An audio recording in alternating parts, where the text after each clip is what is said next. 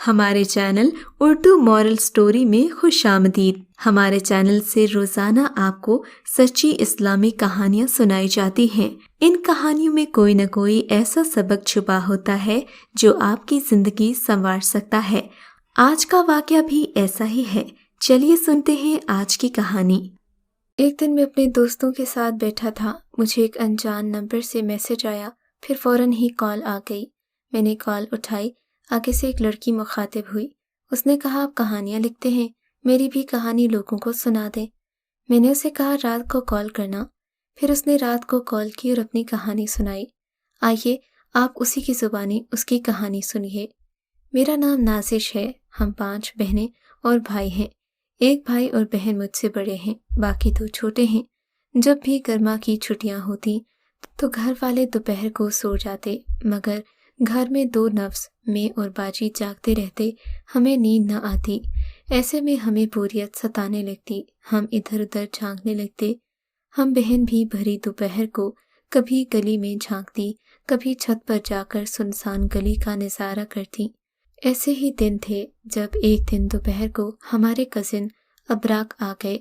وہ آئے تو میرے بھائی سے ملنے تھے، مگر انہیں ہم مل گئیں، کیونکہ بھائی جان ایک دن پہلے اپنے دوستوں کے ہمراہ سیر سپاٹے مری گئے ہوئے تھے، اور وہ دن کے 3 بجے گرمیوں میں ہمارے گھر تشریف لائے تھے۔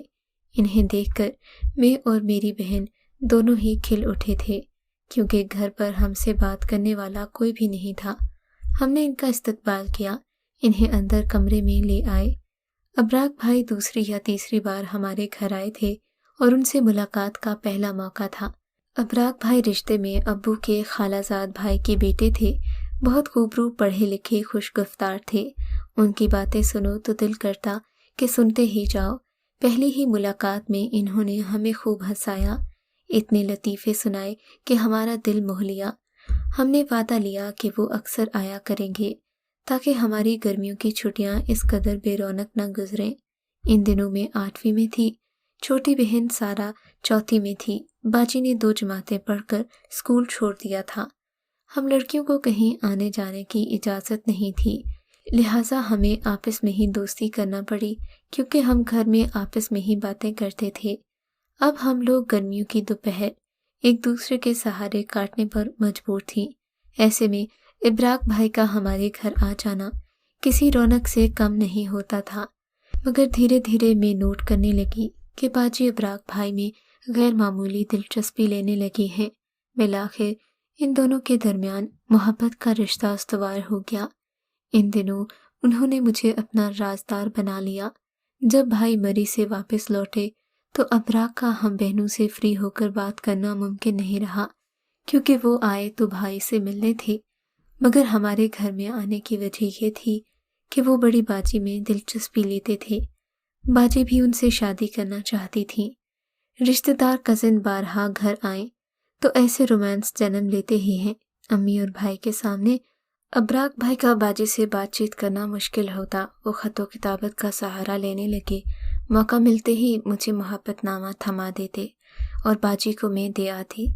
یوں میں ان کا ڈاکیہ بن گئی۔ مسئلہ باجی کا تھا، وہ پڑھی لکھی نہیں تھیں۔ ان کی طرف سے یہ رومان پرور خطوط مجھے ہی لکھنا پڑتے تھے۔ باجی خط لکھواتے وقت بولتی جاتی اور میں ان کے جذبات سے بھرے فقرے لکھتی جاتی۔ ابراک بھائی آتے تو خطوط ان کو ڈیلیور کرتی رہتی۔ تھوڑے عرصے بعد ابراک بھائی محکمہ تعلیم میں آفیسر لگ گئے۔ تب ایک دن ان کی والدہ ہمارے گھر باجی کا رشتہ طلب کرنے آ گئیں۔ فی زمانہ اچھے رشتے کہیں ملتے نہیں تھے۔ امی ابو بھی نہ جانے کب سے ابراک بھائی پر نظریں لگائے بیٹھے تھے، بس انہوں نے فوراً اس رشتے کو قبول کر لیا۔ چٹ پٹ ابراک بھائی سے باجی کی منگنی ہو گئی۔ 3 ماہ کے اندر اندر شادی کی تیاریاں ہونے لگیں۔ پھر وہ گھڑی بھی آ گئی جب باجی بھیا کر سسرال سدھار گئی۔ ان دنوں میں میٹرک کر چکی تھی۔ والدین لڑکیوں کو زیادہ پڑھانے کے حق میں نہیں تھے، لہٰذا میٹرک کے بعد مجھے بھی گھر بٹھا لیا گیا۔ باجی سے میری سنگت تھی، وہ بھی چلی گئی تھی۔ اب اسکول میں رہ ہی کیا گیا تھا۔ پہلے موسم گرما میں بوریت ہوتی تھی، باجی کی سنگت میں یہ دن بھی کٹ جاتے تھے، مگر اب یہاں تنہائی کا احساس ہوتا تھا۔ امی ابو دوپہر کو سو جاتے तो मैं छत पर चढ़ जाती, फिर पिछला दरवाज़ा खोलकर गली में झांकती रहती। एक दिन दोपहर के 3 बजे मैं गली में झांक रही थी कि मुझे एक बंदर वाला नजर आ गया। मुझे देखकर वो डुगडुगी बजाने लगा। मैंने उसे इशारा किया कि तमाशा दिखाओ। तभी बंदर वाले ने मुझे गली में आने का इशारा किया। मैं उसके पास जाकर तमाशा देखने लगी। तभी वहाँ गली में मौजूद एक आदमी ने हमारी गुफ्तगू सुन ली। ये जमाल था जो हमारे घर के सामने ही रहता था। मेरी और बंदर वाले की गुफ्तगू न जाने इसने कब से सुन रखी थी। मैं बंदर वाले को तमाशा दिखाने का कह रही थी, जबकि वो मुझसे पैसे मांग रहा था। तभी जमाल ने मेरी ख्वाहिश का ख्याल करते हुए अपनी जेब से 20 रुपए का नोट निकाल कर बंदर वाले को दिया। कहने लगा, अब तमाशा दिखाओ। जमाल के घर वाले जो 6 माह कबल हमारे पड़ोस में आकर आबाद हुए थे, जमाल उनका बड़ा बेटा था, गैर शादीशुदा था। मुझे पहली नज़र में ही भाग गया था, मगर हमारा मशरकी माहौल था। वालिद भी खासे सख्त आदमी थे, लिहाजा मैं जमाल से मिलने या बातें करने से कासिर थी। बंदर वाले ने चंद मिनट का तमाशा दिखाया और चला गया, मगर हम दोनों में एक ताल्लुक की इब्तिदा कर गया। जब तमाम लोग सो जाते, मैं अपने कमरे की खिड़की का पर्दा हटाकर झांकती, वो अपनी खिड़की से झांकता और बात करने गली में आ जाता। बाजी मुझे 9 उम्री में खत व किताबत का सबक पढ़ा गई थी, जिसमें मैं रोमानवी खतूत लिखकर जमाल की तरफ फेंक देती। वो जल्दी से उठा लेता। यूं वो रोमानवी खेल दोबारा से शुरू हो गया। एक रोज़ जमाल के अबू न जाने कहाँ से इस गली में दाखिल हुए कि इन्होंने मुझे और जमाल को बात करते देख लिया। अगले रोज़ जमाल की अम्मी हमारे घर आई और अम्मी से कहने लगी, अपनी बेटी को बता दो, मेरे बेटे की मंगनी मेरी भांजी से हो गई है, हम ये रिश्ता किसी सूरत नहीं तोड़ेंगे। अम्मी समझ गईं कि ये क्या कहने आए हैं। इन्होंने मुझे डांटा कि तुमने ऐसे क्या गुल खिलाए हैं जो पड़ोसन ऐसा कह कर गई है। अपने बाप की इज्जत का ख्याल करो, इधर उधर झांकना बंद कर दो, वरना तुम्हारे बाप से शिकायत करूंगी तो वो तुम्हारी पिटाई कर देंगे। फिर मुझे कुछ मत कहना। इन्हीं दिनों जमाल की नौकरी लग गई, उसकी शादी की तैयारियां शुरू हो गई। मुझे पता चला तो मैं खूब रोई। अम्मी को भी अफसोस हुआ। जमाल अच्छा लड़का था, अब तो अफसर भी लग गया था। अगर उसकी माँ मेरा रिश्ता मांगती तो अम्मी हरगिज़ इनकार न करती। जमाल की शादी हो गई, उसकी दुल्हन आ गई, मगर मैं उसकी शादी में नहीं गई। मुझे तो अरमान था कि मैं जमाल की दुल्हन देखूं, मगर दिल में एक मातम का सा समा था। इन्हीं दिनों बाजी ने एक बेटे को जन्म दिया, मगर वो खुद अल्लाह को प्यारी हो गई। यह हादसा हमारे लिए क़यामत से कम नहीं था। अबराक भाई तो बेहद गमज़दा हुए, क्योंकि बाजी उनकी मोहब्बत थी। वो रोते रोते बेहाल हो गए, जबकि बाजी की सास ने 1 हफ्ते का बच्चा लाकर अम्मी की गोद में दे दिया कि अब तुम लोग ही इसे पालो, ये बहुत छोटा है, इसे कुछ हो गया तो हम पर इल्ज़ाम आएगा। बहरहाल उस बच्चे को मैंने अपनी बाहों में भर लिया। इससे मुझे अपनी बहन की खुशबू आती थी। अबराक भाई रोज़ाना अपने बेटे से मिलने आते, यूँ मेरा उनसे वास्ता था। एक दिन अम्मी ने कहा कि अबराक का घर उजड़ गया है, इसका बच्चा इसकी माँ के बगैर जिंदा नहीं रह सकता, क्यों ना हम इसका घर दोबारा बसाने की तदबीर करें। मैं कुछ न समझी तो वालिदा ने मुंह खोलकर कह दिया कि अबराक में कोई खराबी नहीं है, इसका बेटा हमारे पास है, हमारा सामान राहिला के जहेज की सूरत में उसके पास है।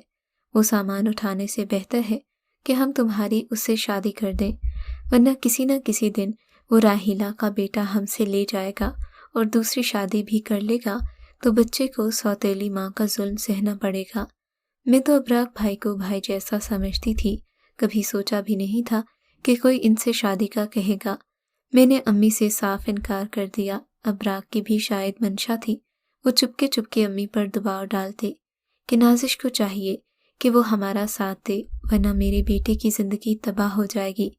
6 माह तक मेरे घर वाले मुझे समझाते रहे, मगर मेरा दिल जमाल को भुलाने पर राज़ी नहीं था।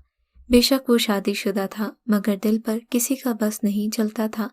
मैं सोचती थी कि उम्र भर शादी नहीं करूँगी और ज़िंदगी जमाल की यादों के सहारे गुजार लूँगी। घर वालों का दबाव और माँ बाप की मिन्नतें समाजतें आखिर रंग ले आईं। मुझे मजबूरन अपने भांजे की खातिर हथियार डालना पड़े, کیونکہ مجھے بھانجے سے محبت ہو گئی تھی۔ لگتا تھا کہ اب میں اس کے بغیر جی نہیں سکوں گی۔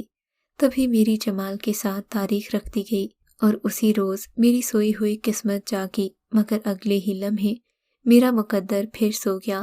جمال کی امی ہمارے گھر آئی، جولی پھیلا کر منتیں سماجتیں کرنے لگی کہ جمال کی بیوی چند مہینے قبل روٹ کر میکے چلی گئی، پھر لوٹ کر واپس نہیں آئی کیونکہ اس کا اپنے کسی دوسرے کزن سے شادی سے پہلے تعلق تھا، اسی وجہ سے اس نے طلاق لے لی۔ اب جمال نے کہا ہے کہ پہلے تم نے اپنی مرضی کر لی، اب میری پسند کی لڑکی کو اپنی بہو بنا لو تو میرا جڑا ہوا دل پھر سے آباد ہو جائے گا۔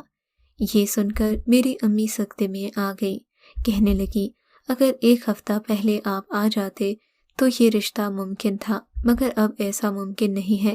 ہم نے اپنی بیٹی کا رشتہ اپنے سابقہ داماد سے طے کر دیا ہے اور نکاح کی تاریخ بھی رکھ دی ہے، کیونکہ میری مرحومہ بیٹی کا بچہ اس کے ساتھ اتنا گھل مل گیا ہے کہ اس کے بغیر نہیں رہ سکتا۔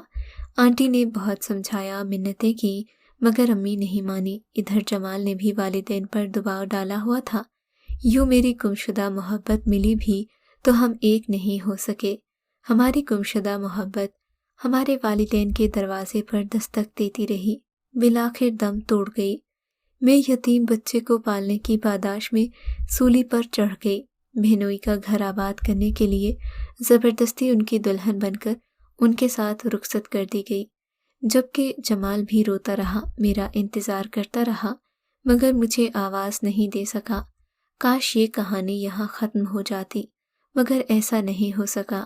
مجھ سے شادی کے 3 سال بعد ابرار کو اپنے آفس میں کام کرنے والی لڑکی فاریہ پسند آ گئی۔ انہوں نے خفیہ طور پر اس سے دوسری شادی کر لی۔ فاریہ کے 3 بچے ہو گئے۔ اللہ کی رضا کہ مجھے اولاد کی نعمت سے محروم رکھا۔ میری اولاد اب بھی میرا بھانجا شاکر ہے، جس کے سہارے میں زندگی کے باقی ماندہ دن گزار رہی ہوں۔ سوچتی ہوں کاش کہ شاکر ہمارے درمیان نہ آتا تو مجھے اپنی کھوئی ہوئی محبت مل جاتی۔ میرے والدین کے انکار کی وجہ سے جمال اتنا دل برداشتہ ہوا کہ نوکری چھوڑ کر بیرون ملک چلا گیا۔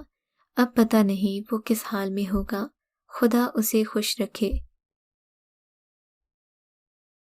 اگر آپ کو آج کا یہ واقعہ پسند آیا ہے تو اس ویڈیو کو لائک ضرور کیجیے، اور اس طرح کے مزید قصے سننے کے لیے ہمارے چینل اردو مورل سٹوری کو سبسکرائب ضرور کیجیے۔